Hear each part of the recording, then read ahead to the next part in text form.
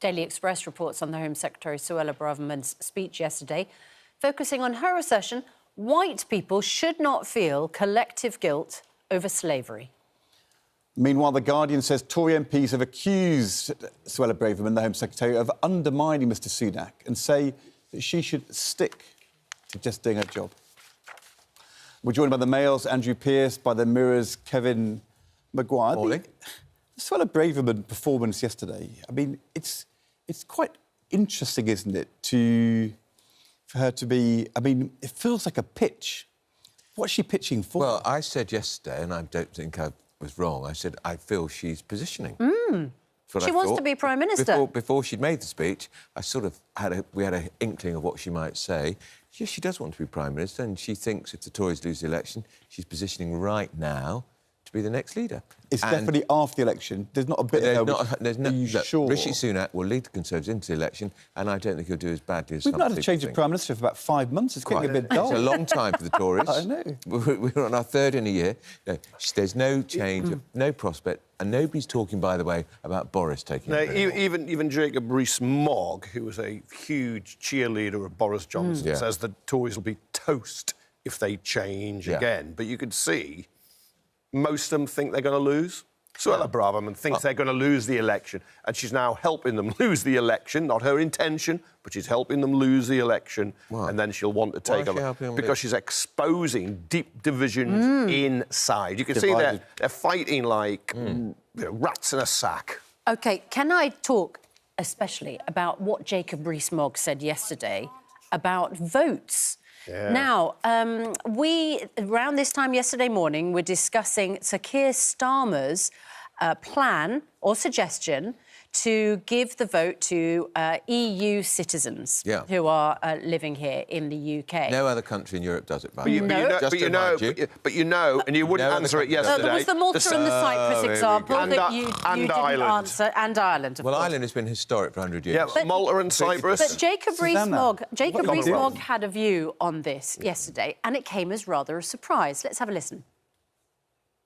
Parties that try and gerrymander end up finding that their clever scheme comes back to bite them, as, dare I say, we found by insisting on voter ID for elections, and we found that the people who didn't have ID were elderly, and they by and large voted Conservative. So we made it hard for our own voters, and we upset a system that worked perfectly well. It was one of the glories of our country, actually, that we did on an honesty basis, when the real problem is with postal voting. Well, Kevin, did you find your jaw dropping yesterday when you were in complete agreement with Jacob Rees-Mogg? I think you might have described the attempt to bring in voter ID for elections as gerrymandering by the Conservatives. I think I did, but it was defended, of course, by the gerrymanderers. I made the point. It's the same system we've had in Northern Ireland for 30 years. I do wonder. Look, you've got jury-free courts in Northern Ireland. You've got peace walls in Northern Ireland. If you want to be Northern Ireland, you can be Northern Ireland. And it's the same. And it's this is quite an admission, Andrew, gerrymandering, effectively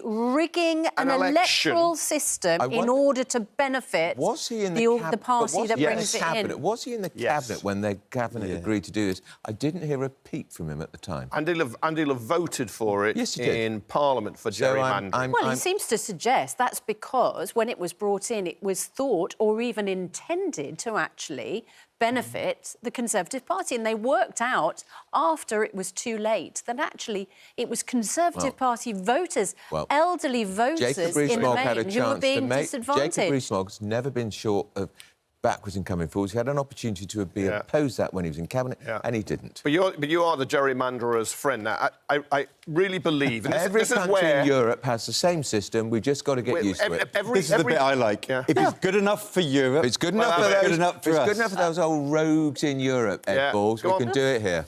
You'll be whistling the ode to joy. You will. You'll be soon. Listen, how dare they take away that So the Daily Mail this morning, Michael Gove is telling Sir Keir Starmer to answer claims that he wants to undermine Brexit by granting EU citizens the vote. They say Labour's attacked over a cynical ploy to rig elections. Well, of course it is. Well, except that... Except no other country in Europe does that at all. But we're going to go down that route. all these people who used to live in EU countries, they'll vote in Britain, and then we can get Brexit back. I'll just mention the Irish, the Cypriots and the Maltese. 3.5 million people. Bring Brexit back, because we know that Starmer's desperate to get Brexit. If he was the man who wanted the second referendum, it's so terrible, though, isn't it? do not it's not about Brexit. Under any illusion he wants to bring it back. How do you know that EU citizens are going to vote for Starmer? That's Jacob Rees-Mogg's point. Because they'll want free movement back, which is what Maguire wants and what Labour wants. Look, you're digging. Get out the GSEB. The more we do away this, from the country. You're in a hole and you're getting deeper. It's a gift for the Tories. But the idea that Keir Starmer would want to undermine Brexit and all the freedoms it's brought, because as the Daily Telegraph reports on the front page, now we've taken back control of migration. We can have a sharp rise in immigration by the... No, but actually... Old news. I don't know why the Telegraph put it on page one. No, because it's inconvenient for you, you mean? It's not fake news. It's inconvenient for you. It's old news. It's uncomfortable for you. Shall I tell you what the Telegraph... This is the paper review, and it's on the front of one of the papers. May I have permission to tell you what the Telegraph says? Can. The Telegraph says we talked about it yesterday. Not only is immigration, as we talked about yesterday, set to be between 600,000 and 900,000 this year, 700,000. The Telegraph now say that next year immigration is expected to go even higher to 1.1 million. Hang on. Stop heckling and let me make my point.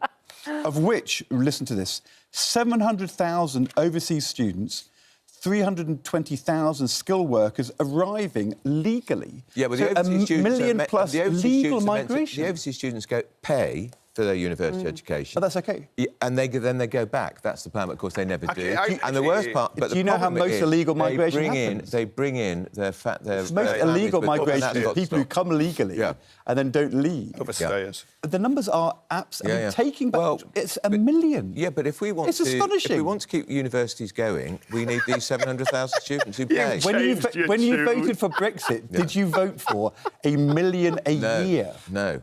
Just imagine if we still had free Who's movement. In charge? Just imagine if we still had free movement, Ed, it would be 2 million. No, it was lower.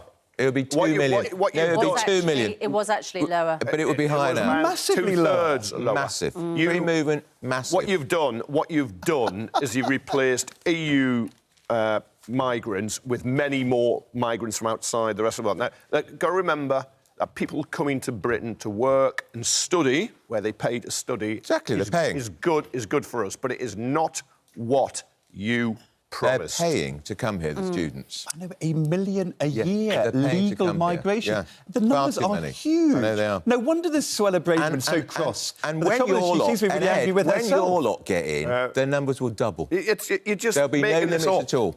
Before 2016, the highest ever was 300,000. Labour will let... If you could hear yourself, you would understand what nonsense it is. But it's also why the government focuses on the boats.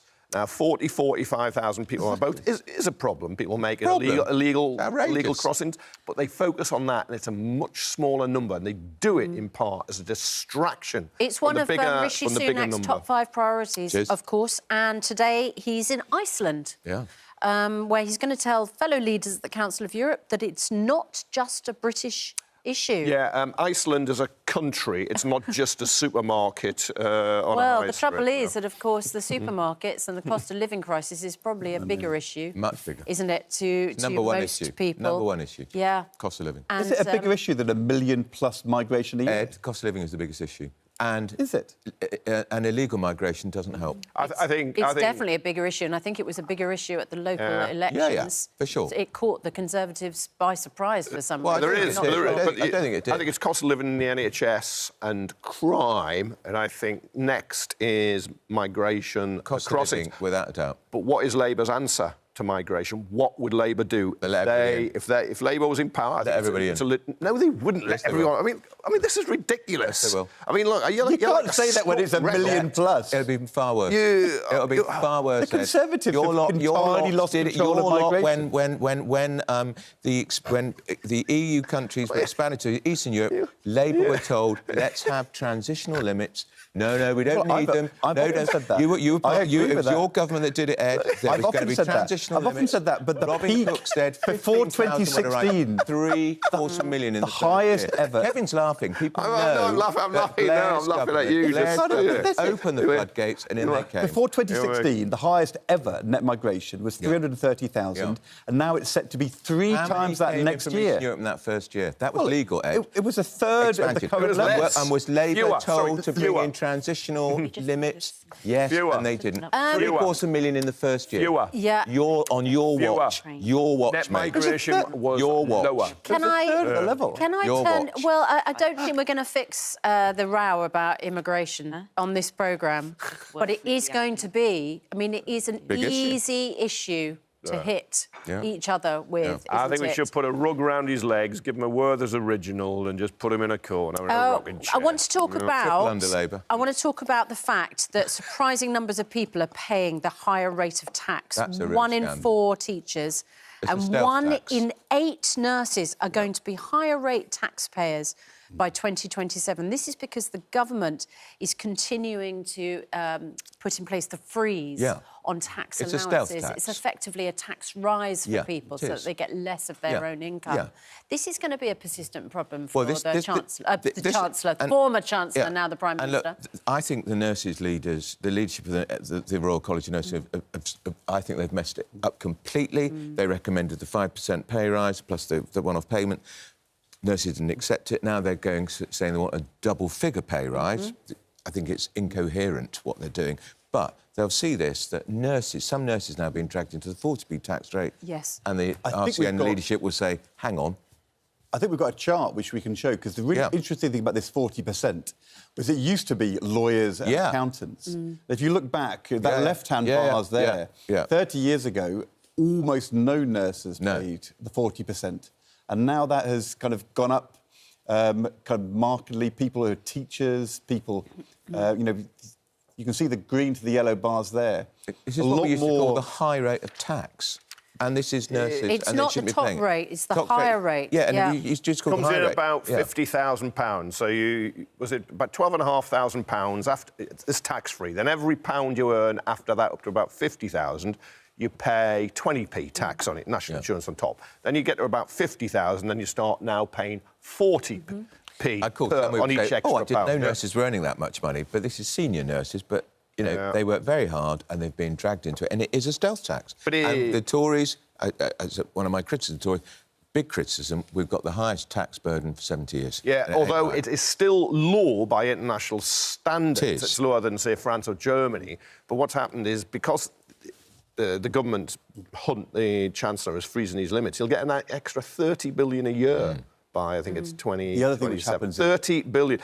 If you cut income tax by a penny, it costs about 8 billion. You'll know the figures better. So when the Conservatives, as they will at the election, say they're going to cut income tax by a penny or two, they're only giving a very small fraction of the extra they're taking. Only giving, returning a small amount. And it's supercharged by inflation being high. Yeah. Because inflation, prices and earnings are going up, and you freeze the limit. That just brings in billions of extra tax revenue. But we assume, and we've been told, inflation's going to fall dramatically this year. We're going to talk more about the cost of living and what on earth is happening with supermarket prices. Cartel. In just a moment. Your government's not having a good time. I can see why Suella Braverman, the Home Secretary, thinks you're going to lose when you think you've got this highest tax burden, all these stealth taxes. Andrew thinks, whatever happens, plans gone. Food prices may have doubled. If Labour was in government, they'd have tripled. Quadrupled. I know. 6 times up.